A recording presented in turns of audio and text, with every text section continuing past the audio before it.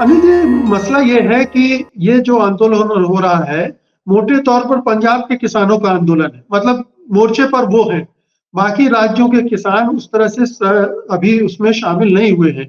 और जब तक ये नहीं होगा, जब तक उसका आधार नहीं बढ़ेगा, तब तक सरकार को बहुत चिंता नहीं है।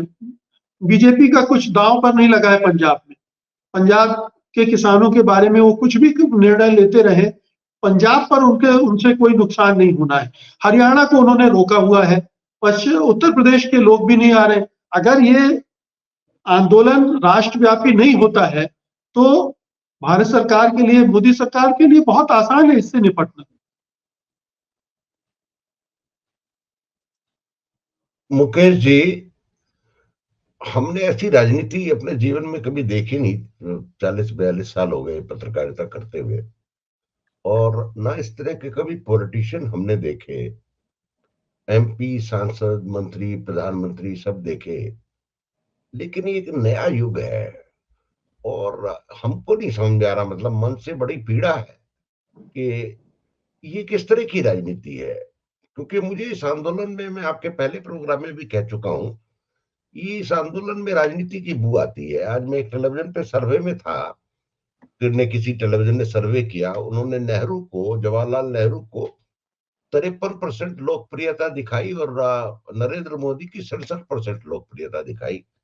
मैंने उनसे कहा, भाई आप ये बताइए, इस देश में जवाहरलाल नेहरू बनाम नरेंद्र मोदी होने वाला है क्या? अगर आप किसी कालखंड में किसी नेता की लोकप्रियता जानना चाहते हैं तो क्या करना चाहते हैं?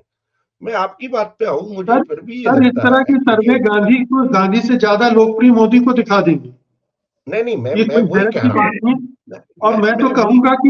मैं तो कहूंगा कि अगर आज नेहरू 53% पॉपुलर है, तो आज मृत्यु के इतने सालों बाद, तो ये भी कोई कम बड़ी बात नहीं। ये ज्यादा चैलेंजिंग है मोदी के लिए कि इतनी नहीं नहीं, गालियां देने, इतना उनको नष्ट भ्रष्ट करने की कोशिशों के बावजूद वो इतने पॉपुलर है इस देश में। आगे आपकी उसी टिप्पणी। उसी सर्वे में ये भी बताया कि बीजेपी को 13 में से 7 सीटें पंजाब में आ रही हैं। अब मैं हंस भी पड़ा, लेकिन पंजाब में ये तिकड़म लगाए हुए हैं। उसी सर्वे में ये भी बताया कि लगभग लगभग 4% वोट सिर्फ अकालियों के पास है और 26% अचानक से वोट जो है बीजेपी के पास आ गया है। तो ये एक बड़े प्री प्लान तरीके से साइकोलॉजिकल ट्रीटमेंट हो रहा है, जिसमें भगवंत मान भी शामिल है। मैं आरोप भी लगा रहा हूं, आपको ये समझ लीजिए, इस पूरी मुहिम में Bhagwant Mann has become the instrument in this whole movement. और मजे की बात है, देखिए, भगवंत मान हर मीटिंग में है। अनिल जी, जिस जी, क्वेश्चन ये है कि ये किसान आंदोलन जिस मोड़ पर खड़ा है, अब उसकी जरूरत क्या है आगे बढ़ने की? नहीं, जरूरत तो देखिए क्या है, उसकी जरूरत तो इसलिए है बढ़ने की कि एमएसपी के एक इश्यू पे बात हुई है कि इसको लीगल सैंक्शन होनी चाहिए।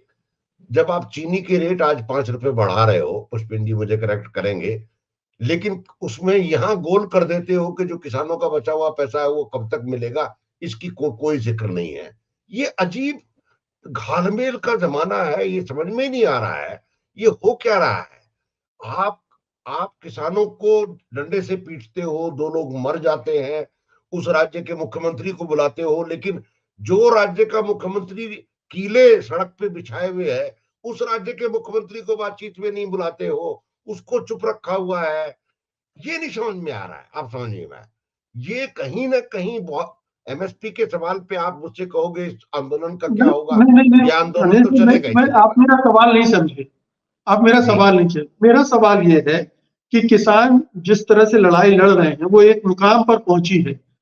ऐसा लगता है कि वो एक डेड एंड पर आकर खड़ी हो गई। वो दिल्ली में दाखिल नहीं हो सकते, सरकार का दमन जारी है। अब क्या करें, वो कैसे देखिए आगे कुछ बढ़ेगा?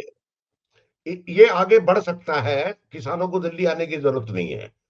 किसान जहां जहां भी है, जो जो आंदोलन कर रहा है, जहां जहां बैठा हुआ है, मीडिया वहां है, पूरे देश में बात जा रही है और दिल्ली भी बात की सुन रही है। दिल्ली से 3 मंत्री गए हुए हैं।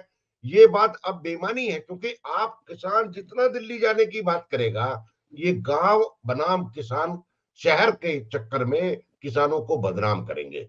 शहर दिल्ली में जिस तरह की खबरें चल रही है, मैं आपको बता रहा हूं कि भाई ये किसान दिल्ली क्यों आना चाहते हैं, वहां से भी तो बात हो सकती है। नहीं, ठीक ये है, तो ये तो वहां से ये बात तो करेंगे। पिछली बार भी हुआ था, ये तो पिछली बार भी हुआ था, ये कोई नई बात नहीं है अनिल जी। नहीं नहीं, बदनामी से डरने की मैं अगर परवाह करने लगेंगे किसान तो आंदोलन ही नहीं कर पाएंगे। वो नहीं तो नहीं, जहां जो भी आंदोलन करेंगे उनको बदनामी किया जाएगा जी। आंदोलन करने का सबको हक है, किसानों के पास एक ही रास्ता बचा है। देखिए, हरियाणा के लोग ये नहीं आने देंगे, क्योंकि हरियाणा सरकार ने ये तय कर लिया, जिस तरह से खबरें आ रही हैं, आज फिर इंटरनेट का बैन बढ़ा दिया उन्होंने 23 फरवरी तक, एक दिन के लिए। किसी हालत में नहीं आने देंगे, खून खच्चर करेंगे, खून खच्चर से बदनामी होगी, किसानों पे आरोप लगेंगे, उन लोगों की जान जाएगी। ये नजर आ रहा, दीवार पे लिखा हुआ है, और चुनाव तक ये पूरा का पूरा इसको ऐसे ही ट्रैक करेंगे। ये नहीं समझ में आ रहा है कि पर्दे के पीछे, क्योंकि उस तरह की खबर हमारे पास नहीं है कि पर्दे के पीछे क्या हो रहा है। ये जी। महज आंदोलन किसने चलवाया है, कब तक चलेगा, कौन इसको नियंत्रित कर रहा है, और चुनाव में जी। इसकी परिणति क्या होगी, किसको लाभ मिलेगा, ये सवाल अनउत्तरित है, इनका कोई जी। जवाब नहीं है हमारे। जी।